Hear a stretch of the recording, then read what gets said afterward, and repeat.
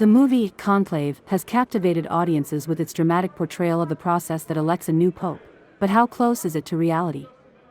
While it nails some of the technical aspects of a papal election, it takes significant liberties with the finer details, and, in some cases, outright distorts crucial elements. Here's a breakdown of the major differences between Hollywood fiction and the actual procedure that will begin on May 7th with the death of Pope Francis. In Conclave, Cardinal Thomas Lawrence, played by Ralph Fiennes, is portrayed as a central figure who wields significant power over the election process. He's shown making decisions and influencing outcomes in ways that simply would not be allowed in real life. The Dean of the College of Cardinals does have an important ceremonial role, but no individual cardinal, not even the dean, can break the conclave's rules or push their own agenda. The process is far more collective than the movie suggests. The film's portrayal of Lawrence manipulating events and colluding with outside parties is highly inaccurate. In truth, cardinals are sequestered, isolated from the outside world, and absolutely forbidden from any external influence. The movie introduces a cardinal, Benitez, chosen, in Pectore, in secret, whose identity is revealed posthumously after Pope Francis dies. The idea of a hidden cardinal breaking into the conclave and potentially throwing the election into disarray makes for great drama.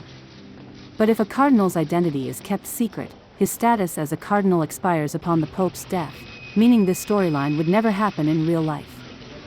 A cardinal, in Pectore, does not have the right to participate in the conclave unless his appointment is made public before the Pope's death.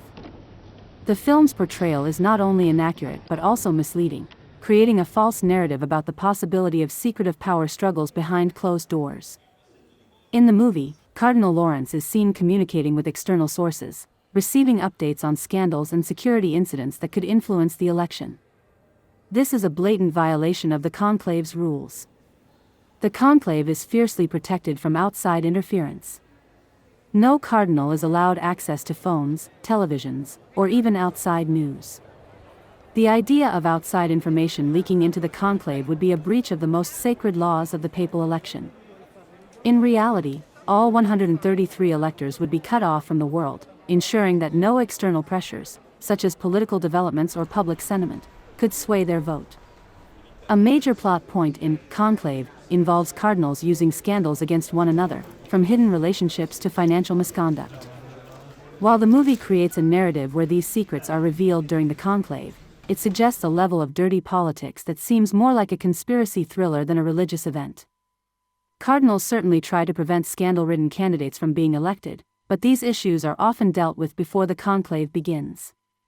Rumors and accusations might be raised during general congregations, the pre-conclave meetings, but any scandals are usually filtered out by then. What Conclave overlooks is how carefully the church screens potential candidates before the conclave starts, unlike the dramatic revelations depicted in the film. In the movie, the conclave lasts just 3 days, creating a sense of urgency and suspense. This fits with recent papal elections, which have typically lasted 3 to 4 days. The time frame for a conclave is realistic, but its pace is often portrayed as much more dramatic in the movie than in real life. Historically, no conclave has lasted more than a week in the last 200 years, and it would be highly unusual for the process to stretch on longer. The movie exaggerates the intensity of the balloting process for cinematic effect, but in reality, the process is slower, methodical, and guided by centuries-old rituals that move at a much more deliberate pace. The film presents the conclave as a high-stakes power struggle among ambitious cardinals, each with their own personal demons and desires for the papacy. This is certainly the most dramatic and controversial element of Conclave, suggesting a competition driven more by ambition and scandal than by faith and leadership. While the election of a pope can involve some level of politics and strategy, it's not nearly as sensational as Conclave suggests. The cardinals are typically driven by theological concerns, seeking a pope who will steer the church's doctrine and missions. The movie's portrayal of the conclave as a battle of ambition and greed is far from the full truth. It oversimplifies the complex, spiritually focused decision-making process that actually takes place behind closed doors. Conclave is certainly an engaging movie, but when it comes to accuracy, it stretches the truth for dramatic effect. The film's portrayal of the papal election process is a far cry from the sacred, methodical, and often more mundane reality of how the church elects its leader. From manipulating information to secretive cardinals entering the race, Conclave thrives on the controversy and intrigue that would never fly in the real process. While it does capture some key aspects of the conclave, like the balloting and smoke signals, it ultimately bends the truth to fit a more sensational narrative. So, if you're hoping to get a behind-the-scenes look at the actual papal election, remember, Conclave is still just a movie, not a documentary. Human behavior.